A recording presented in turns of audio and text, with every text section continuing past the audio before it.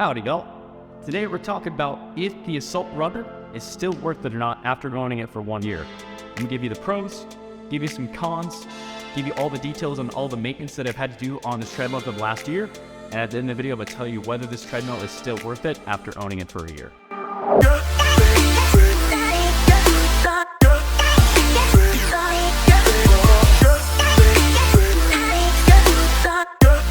If you guys are new to the channel, make sure that you smash that subscribe button. I post weekly fitness content to help you get in the best shape of your life, and I freaking love gym equipment, so I'm constantly putting out gym equipment reviews to let you know what equipment is good and what equipment is not good. I'm gonna leave a link down in the comment section below where you can go enter for a chance to win a free Fit Grind Apparel gift card. So Fit Grind Apparel is my own fitness apparel line. We do monthly giveaways, so like I said, the link is in the comment section down below. You can go click on that link. You can enter for a chance to win a free Fit Grind Apparel gift card. While you're on the website, if you're interested in picking anything up, you can use the code Jordan20 and you'll get 20% off your first order.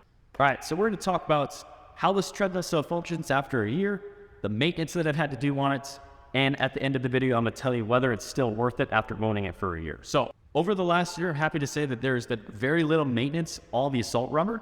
The only thing that I've had to do is just replace batteries and the monitor, which is awesome. That's kind of the whole idea behind buying a non-motorized treadmill. One, you don't have to have an electricity supply. Two, you also don't have to have as much maintenance on a treadmill. If you go to the gym, the one piece of equipment that is always getting worked on is the treadmill. So that's a huge pro in my book. Is there's been hardly any maintenance done whatsoever. There's been no maintenance to the belt. Only thing that I've had to do is just replace the batteries and the monitor, which to me is pretty low maintenance. As far as cleaning, the only thing that I've had to do is really just clean the outside, clean the monitor, wipe everything down.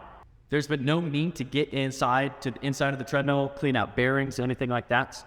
This treadmill still functions the way that it did on day one as it does after owning it for a year. So after owning it for a year, that's a huge pro that there's been no maintenance whatsoever besides just replacing those batteries, which I think it was about like 8 months after I had to replace the batteries. So if you only have to replace the batteries once every year, that's pretty low maintenance. That's a huge pro in my book. Another huge pro of this treadmill is there's been no difference as far as the tread. The belt hasn't gotten loose. There's been no problems with the bearings. There's been nothing that's been needed to do to the belt, which is huge because like I said, a lot of times on treadmills, when you go to commercial gyms, there's so much maintenance and so much work that needs to be put into maintaining the treadmills that basically they're just constantly being worked on, or they're constantly getting out of whack and someone's got to reprogram it or someone's got to come in and work on the belt. No maintenance to the belts. No cleaning, nothing's required that I had to do. One huge thing that I would say about this treadmill though, if you're trying to really get the most longevity out of it, and this is something where in our personal training studio, in our small group training studio, a lot of times people are coming in and some people wear their outside shoes, but that's something that if they're using this treadmill, I would ideally say that use a different pair of shoes that isn't seeing outside. So that way you're not tracking in dirt, you're not tracking in sand, it's not tracking in salt. If you live in cold places where there needs to be salt for ice and snow, that's something where all that dirt and salt and all those things are going to get into the bearings and really get to the treadmill. If that's something that you're constantly doing is wearing outside shoes, that may decrease the longevity, or it's going to make it require more maintenance on that belt. So we're going to have to get in and clean. And like I said, I would recommend wearing shoes that don't see outside when you're running on this treadmill. That's really going to help increase the longevity and really decrease the amount of maintenance that you're going to have to do on that treadmill. Now, if I had to come up with any cons on this treadmill, I really can't. In the last year, it's been an awesome treadmill.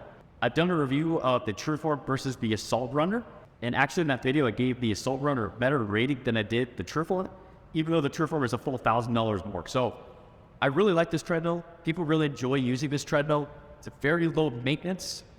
It can be used for a lot of things. I guess the only con that I could come up with in the feedback that I've gotten is there's no ability to change the incline. So if you're trying to walk on an incline on this treadmill, the curve is just at a set angle. You can't change the incline. So I guess that's the only downfall to this treadmill is can't walk at an incline. But other than that, this treadmill is very versatile.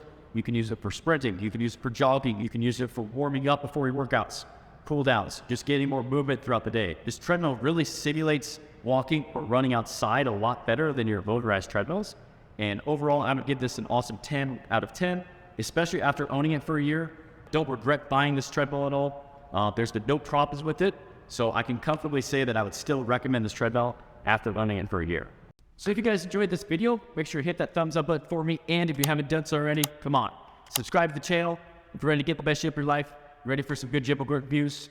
If you're subscribed, you won't miss out on any of the content that I'm posting weekly. Make sure you go sign up for that Fit Credit Apparel gift card giveaway down in the comment section below. And I posted a video a couple weeks ago on what rep range is the best to build muscle. So make sure that you go watch this video next, and I'll see you guys in the next one.